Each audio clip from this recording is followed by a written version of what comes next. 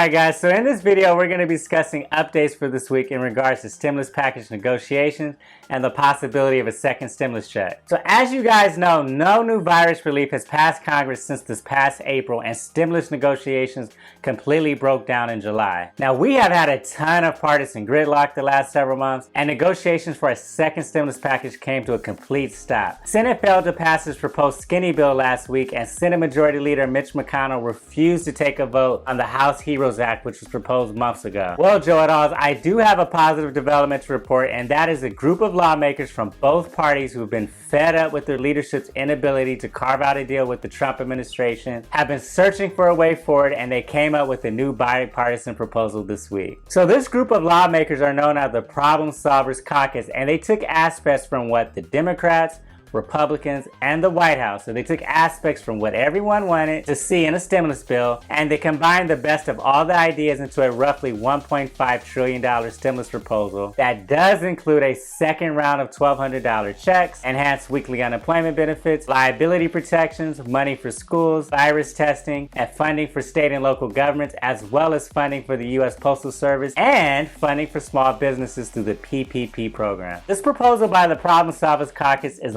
largely a compromise of competing legislation pushed by the Democrats and Republicans and the White House by roughly splitting the cost differences. House Democrats passed a $3.4 trillion package in May. Senate Republicans tried to advance their $500 billion skinny bill last week, and the White House has a top line of around $1.3 trillion. So this new proposal includes Democratic wishes of state and local aid, and Republican Party proposals such as liability protection. So it really is a compromise and meeting of the mind. Alright guys, so now I want to provide you with some additional details about what's included in this new stimulus proposal. Again, Joe et al., the plan is intended to serve as a short-term measure to provide funding through January.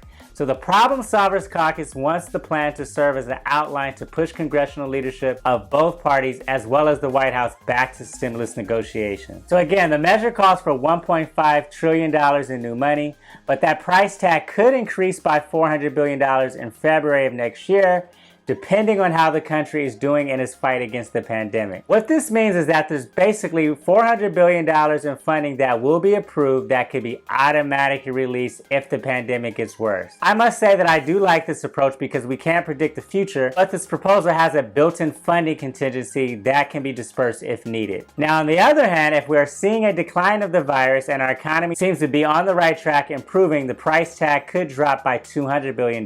So the package includes direct $100 billion to healthcare programs, $25 billion for virus testing and contact tracing, another $500 billion for state and local governments to help pay for lost revenue caused by the pandemic and costs associated with the outbreak response. It also provides an additional $145 billion for schools and childcare, $15 billion for the U.S. Postal Service, and $290 billion for small businesses, which includes another round of funding for the Paycheck Protection Program. The proposal additionally calls for $400 million to help states with the November election. And finally, what most of you guys are wondering about, the proposal does include another round of $1,200 direct payments to individuals under the same income thresholds in the previous stimulus package, as well as an additional $500 per child while extending the federal eviction moratorium and providing rental assistance up to $25 billion. I mean, overall, I think this package is a step in the right direction. I'm definitely happy about the second round of stimulus checks. And the good news is that if you were eligible last time, you will more than likely be eligible under this new proposal. I am also glad to see assistance for landlords and renters as we need mortgage and rental assistance to avoid an eviction crisis. U.S. currently has about $21 billion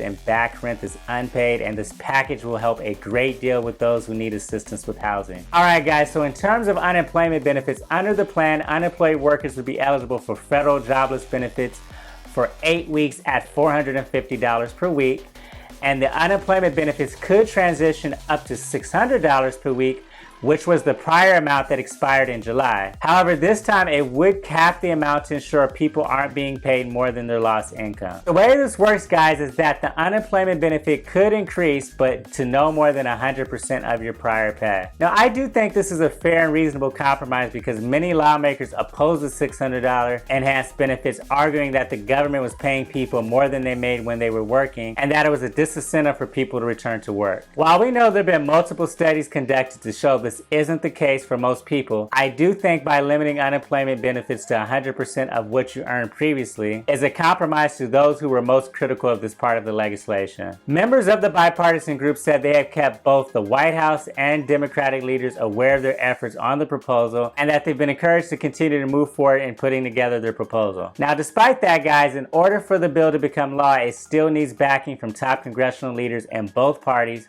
as well as President Donald Trump. Now, this is something that some people believe remains doubtful because of the rhetoric we've heard on both sides.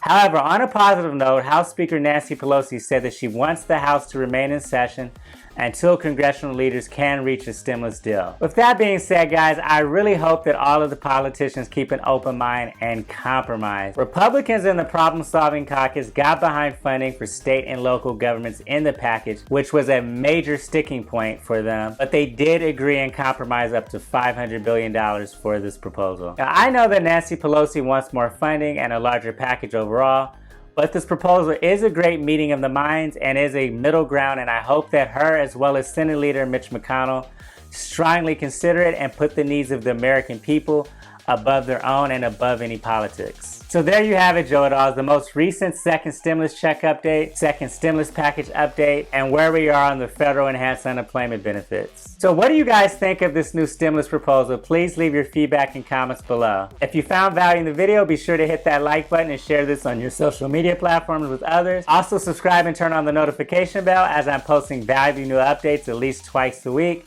Thanks again for watching, and until next time.